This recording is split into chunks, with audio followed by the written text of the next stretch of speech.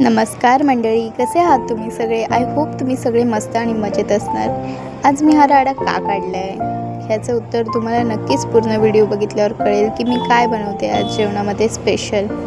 कोणतंही काम करण्याआधी पावरही लागतेच, तर ती पावर कुठून येते? ती येते चाय पिऊन। मग मस्तपैकी मी गरमागरम चाय पिले आणि त्यानंतर माझी सुरुवात केली की मला काय काय करायचं। सर्वात अगोदर डाळ भिजवत ठेवली, कारण की ती थोडा वेळ भिजली तर पुरण व्यवस्थित शिजतं आणि लवकर शिजतं। मग मेथीची भाजी साफ करून घेतली।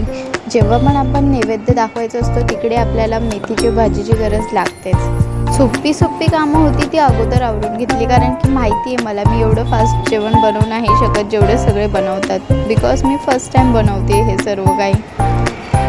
मग त्यात मिठापासून आणि पिठापर्यंतचा अंदाज तर चुकणं गरजेचंच आहे, कारण की फर्स्ट टाईम हे ट्राय करते तर एवढा अंदाज येत नाही जेवण बनवताना। तरी पण होईल तेवढं चांगलं बनवण्याचा प्रयत्न केला।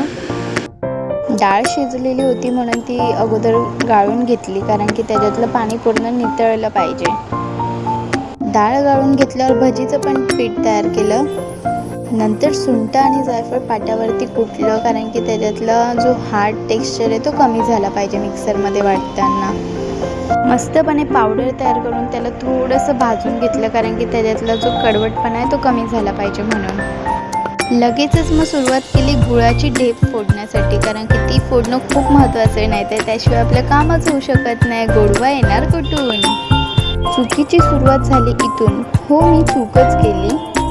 यूट्यूबवरचे व्हिडिओ बघून मी सर्व काही व्यवस्थित बनवू शकते हा माझा ओव्हरस्मार्टपणाच मला नंतर भारी पडला, जो खूप मोठा कांड होता राहिला आहे।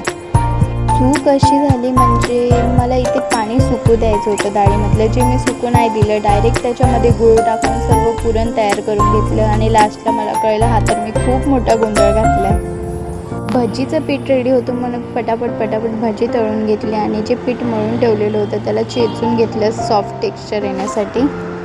पुरणाचा जो काही गोंधळ घातलेला तो निस्तरायला आम्हाला 1 तासाच्या वर टाईम गेला आणि त्याच्यानंतर हे पुरण रेडी झालं आहे। फर्स्ट टाईम केलेलं हे ट्राय मला अद्दल चांगलीच घडवून गेलं आहे की मी कोणाच्या मदतीशिवाय नाही करू शकले असते, आणि आईने मला भरपूर मदत केली ह्या सर्व गोष्टींमध्ये। Thank you so much.